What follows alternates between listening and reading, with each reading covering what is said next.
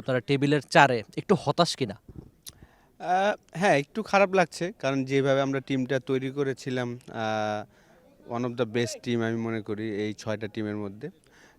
Result হয়তোবা আমাদের ফরে আসেনি। কিন্তু এটাই আসলে ক্রিকেট। আমি মনে করি যে আ এখন থেকে যে ম্যাচগুলা বাকি আছে, আ আমাদের একটা করে আমরা চিন্তা করছি এবং দিন শেষে আসলে ট্রফি জেতার জন্য আপনি শুরুতে যত ভালো ক্রিকেটই খেলেন শেষটা খুব ইম্পর্টেন্ট। তো ওই জায়গাটাতে আমি পজিটিভভাবে দেখছি যে আমাদের প্লেয়াররা এখনও তাদের 65% ও দিতে পারেনি আমার মনে হয়, যে বিশেষ করে আমার লোকাল প্লেয়ার আমরা যাদের সিলেকশন করেছি। Mr. Noodles, amazing taste. তো তারা যদি তাদের 65 এর জায়গায় জাস্ট 85, 100 চাচ্ছি না আমি, জাস্ট 85%, 20% বেশি একটু এফোর্ট, একটু চিন্তা যদি করে, উইকেটটা যদি অ্যাসেস করে যে আসলে উইকেটটা কি পারমিট করছে, কত রান করলে আমরা আগে ব্যাটিং করলে বা পরে বোলিং করলে, যেইটাই আর কি একটু যদি চিন্তা করে, আমার মনে হয় যে যেই লক্ষ্যে আমরা টিম করেছি রংপুর রাইডার্স, ইনশাল্লাহ 2017-র পরে 2026-এ ইনশাল্লাহ ওই লক্ষ্যটা পূরণ হবে।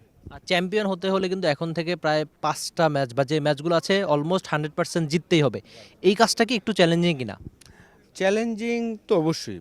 একেকটা ম্যাচ জিতেই তো আসলে চ্যালেঞ্জিং। আপনার লাকটাও খুব ইম্পর্টেন্ট লাগে।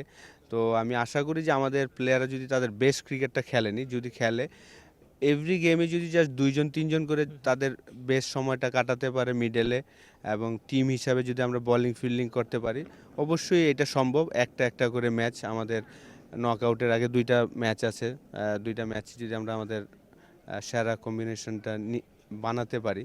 এখন পর্যন্ত আসলে আমরা, যেহেতু আমাদের প্রচুর অপশন, সেই কারণে আসলে আমরা স্টিক থাকতে পারছি না। আশা করি যে নেক্সট 2টা ম্যাচে আমরা হয়তোবা, কোচ অলরেডি বলেছেন লাস্ট খেলার সময় যে আমরা আমাদের সঠিক এলিভেনটা নিয়ে আমরা নামবো নেক্সট ম্যাচগুলোতে। তো আমি বিশ্বাস করি যে রংপুর রাইডার্সের ওই অ্যাবিলিটি আছে এবং ওই প্লেয়াররা আছেন যে তারা ট্রফি জেতার মতন তাদের অতীতের রেকর্ড আছে। তো আশা করি যে ইনশাল্লাহ নেক্সট ম্যাচগুলো থেকে আমাদের ঘুরে দাঁড়াবো। কিছু ক্লোজ কল ছিল, আমরা দেখছিলাম যে সুপার ওভারও একটা ম্যাচ ছিল। এই ম্যাচগুলো আদতে আপনাদের জেতা উচিত ছিল, তাহলে পয়েন্ট টেবিলের হয়তো এই অবস্থা হতো না। আমি যদি একটু দেশি ক্রিকেটারদের দিকে তাকাই আশরাফুল ভাই, যেখানে লিটন বা সোয়ান, আপনি বলছিলেন না যে তাদের থেকে যদি আরেকটু 20% পারফরমেন্স বেশি আশা করতো, এটা কি কোচ হিসাবে একটু হতাশার, নাকি হয় কি চ্যাম্পিয়ন ক্রিকেটাররা এসব ম্যাচে আবার ঘুরে দাঁড়ায়, কামব্যাক করে? লিটন হৃদয় থেকে কি আপনি এই আশা করছেন কিনা?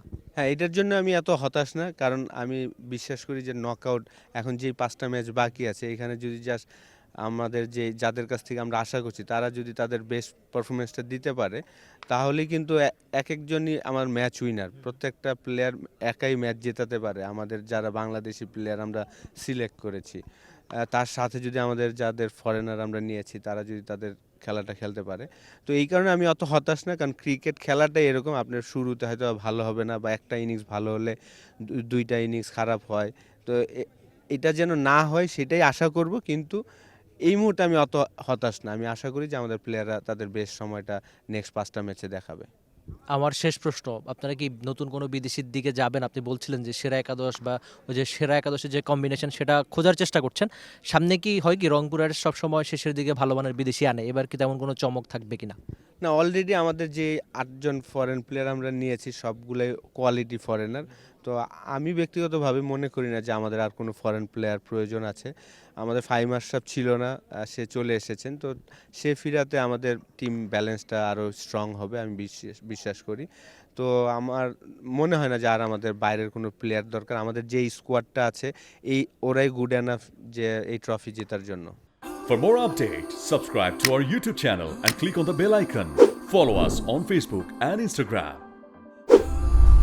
Download T Sports app to enjoy exciting games and highlights. Visit tsports.com.